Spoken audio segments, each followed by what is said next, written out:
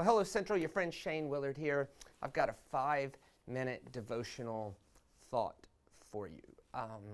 As we go through a season of renewal, I want to point out that in general, Jesus did not confirm people's pre-assumptions about what God would be like.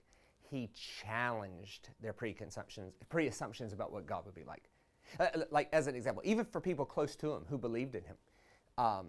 In Jesus' day, there were two different messianic traditions primarily. There was the tradition of Phineas and the tradition of Elijah. In both cases, they were prophetic traditions where God vindicates his own faith and justifies his actions in the world and fixes the world by calling down fire and violence on his enemies. And so you think about Elijah, he's the fire caller. And so when people started believing that Jesus could be the Messiah, they thought of him as, are you the new Elijah? And that's how they addressed him a lot of times in questions like, are you the one they spoke about? Are you the new Elijah? In other words, are you the fire caller? Are you the person who's fixing to call down fire on the enemies of God and renew the whole thing? That's how John the Baptist saw him. Remember what he said?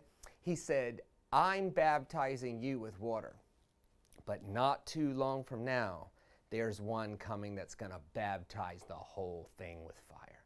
So in John's conception, Jesus was going to accomplish the will and rule of God by burning up the enemies of God in order to take over the world politically. And so later, when the oppressive government regime had John in prison and they're going to behead him, remember John sends word to Jesus and he says, hey, are you the one I thought you were?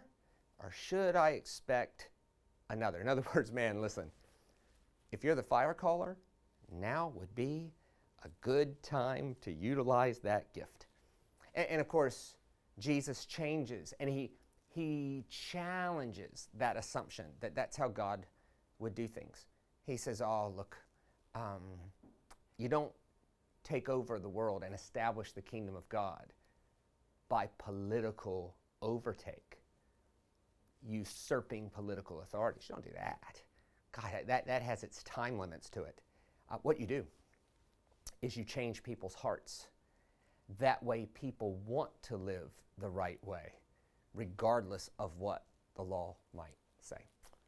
Jesus challenged that assumption. So my challenge for us today is to simply sit back and renew our thinking and simply be willing to ask the question, where have I expected Jesus to confirm my assumptions about how God would act in this situation, instead of allowing Jesus to challenge my assumptions about how God would act in a certain situation?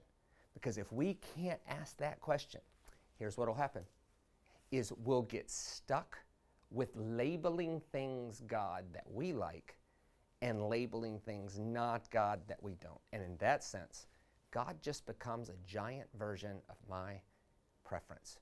So I'm asking you in this season of renewal to at least be willing to sit back and ask the question, Jesus, do you have anything in my assumptions that need to be challenged about how you would act in this world? Grace and peace, everybody.